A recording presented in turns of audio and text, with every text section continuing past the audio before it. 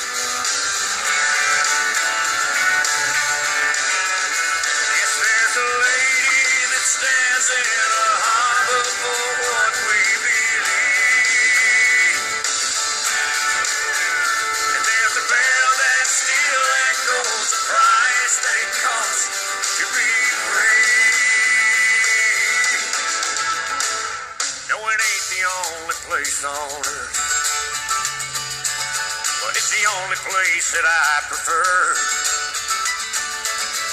to love my wife and raise my kids. Pay the same way that my daddy did. With stars and stripes